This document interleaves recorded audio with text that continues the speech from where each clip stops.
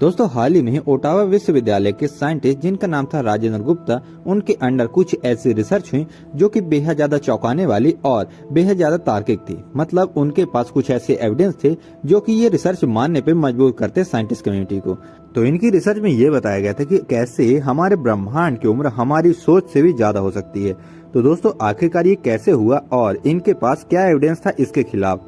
तो दोस्तों इन्होंने कुछ ऐसी फोटोज दिखाई जो जेम्स वेब टेलीस्कोप के द्वारा खींची गई थी और उनमें कुछ ऐसी गैलेक्सी दिख रही हैं जो कि बेहद ज्यादा पुरानी और हमारे ब्रह्मांड की उम्र से भी ज्यादा लंबी उनकी उम्र। तो दोस्तों ये आखिरकार कैसे हो सकता है कि हमारा ब्रह्मांड पैदा नहीं हुआ और हमारी गैलेक्सी पैदा हो गई। तो दोस्तों इस रिसर्च में आगे ये कहा गया कि हमारा बिग बैंग तो हुआ था, ये रियलिटी है, लेकिन हमारे बिग बैंग की टाइमलाइन जरूर गड़बड़ हो सकती है। और तो इनकी प्रिडिक्शन के हिसाब से कि हमारे ब्रह्मांड की उम्र कितनी हो सकती है, तो इनके मुताबिक करीबन 27 बिलियन ईयर हमारे ब्रह्मांड की उम्र हो सकती है। तो दोस्तों ये बेहद ज्यादा विवादों से घिरा हुआ टॉपिक है, इसी वजह से आप सबको इसके बारे में पूरा ज्ञान होना चाहिए और हर एक डिटेल आपको पता होनी चाहिए। तो चलिए शुरू करते बिना किसी देरी के। दोस्तों 1930 के दौर में एक ऐसा दौर चल रहा था जब साइंटिस्ट कम्युनिटी के अंदर होड़ मची हुई थी कि आखिरकार कौन ब्रह्मांड की पहले उम्र निकालेगा। तो दोस्तों ये ट्रेंड करीबन 100 साल तक चलता आ रहा है और आज भी ये कंटिन्यूअसली चल रहा है।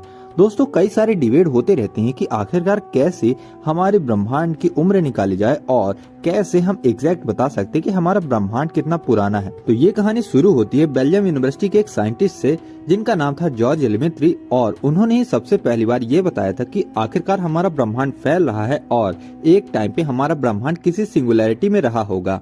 तो दोस्तों ये प्रूफ नहीं कर पाए थे कि आखिरकार कैसे हमारा ब्रह्मांड फैल रहा है, तो इसका जिम्मा लिया एडविन हबल ने और उन्होंने प्रूफ करके बताया कि आखिरकार कैसे हमारा ब्रह्मांड फैल रहा है और एक टाइम पे सिंगुलैरिटी में रहा होगा। और ठीक है, एक ऐसा ही फिनोमिना जनरल रिलेटिविटी में मिलता है और एल्बर्ट आइंस्टाइन सर की कुछ गलतियों के कारण ये फिनोमिना उनसे चूक गया था और उन्होंने अपनी थ्योरी जो डेवलप की थी उन्होंने एक स्टैटिक यूनिवर्स मान के डेवलप कर दी थी। तो दोस्तों इसी वजह से उनके हाथ से एक नोबेल प्राइज भी निकल गया था और ये बहुत ज्यादा फेमस घटना है, आप इसके बारे में जाके पढ़ भी सकते हो। और दोस्तों ये सारी घटना हो रही थी 1930 के अराउंड।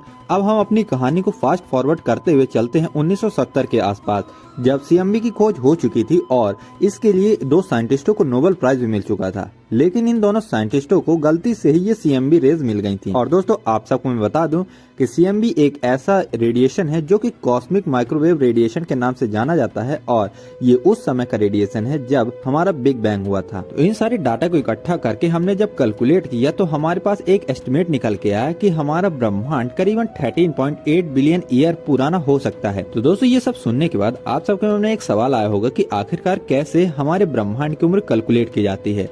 तो दोस्तों चलिए जानते हैं कि आखिरकार ये फिनोमिना कैसे वर्क करता है। तो दोस्तों हम अपने ब्रह्मांड की उम्र करीबन 2 तरीके से नापते हैं। एक तरीका तो ये है कि हम टेम्परेचर लें, जिसको हम सीएमबी कहते हैं, उसके हिसाब से कैलकुलेट करके बता दें कि आखिरकार कैसे हमारे ब्रह्मांड की उम्र रही होगी और कितना लंबा और कितना पुराना हमारा ब्रह्मांड है।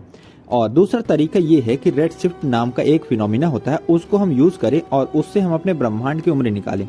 और इस रेड शिफ्ट नाम के फिनोमिना को मैंने एक वीडियो में समझाया है जिसका लिंक डिस्क्रिप्शन में मिल जाएगा और आप इस वीडियो को देखने के बाद उसे जाके देख सकते हो। तो अभी इस वीडियो के लिए सिर्फ जान लो कि आखिरकार रेड शिफ्ट क्या होता है और वो भी मोटा मोटा।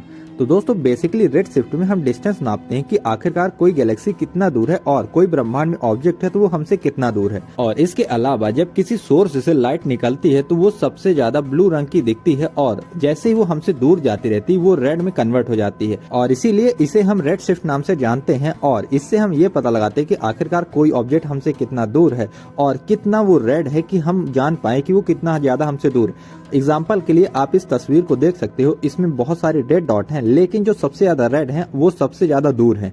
और इसी तस्वीर को ओटावा विश्वविद्यालय के साइंटिस्ट कम्युनिटी के द्वारा रिसर्च में इसे पब्लिश किया गया है और इसके ऊपर एक रिसर्च पेपर भी है।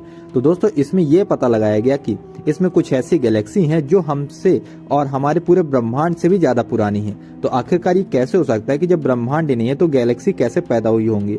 तो दोस्तों इसीलिए ओटावा विश्वविद्यालय के साइंटिस्ट ने ये ये भी कहा है कि हमारा बिग बैंग तो हुआ था, लेकिन हमारे बिग बैंग की टाइमलाइन जरूर गड़बड़ हो सकती है और उनके मुताबिक ये टाइमलाइन करीबन 27 बिलियन ईयर की हो सकती है। और जैसे ही हमारे टेलीस्कोप और हमारे संसाधन ज्यादा बड़े होंगे और ज्यादा पावरफुल होंगे, वैसे ही हमें पता लगता रहेगा कि और इसके आगे क्या है और हमारा ब्रह्मांड एक्चुअल में कितना पुराना है। कहीं हमारी सोच से भी बेहद ज्यादा पुराना ना हो या फिर हमारा बिग बैंग ही कभी हुआ ही ना हो। तो दोस्तों इस वीडियो में इतना ही, मिलते हैं अगले वीडियो में। तब तक के लिए लाइक करें, शेयर करें अपने दोस्तों के साथ और नए हैं तो सब्सक्राइब करें हमारे चैनल को।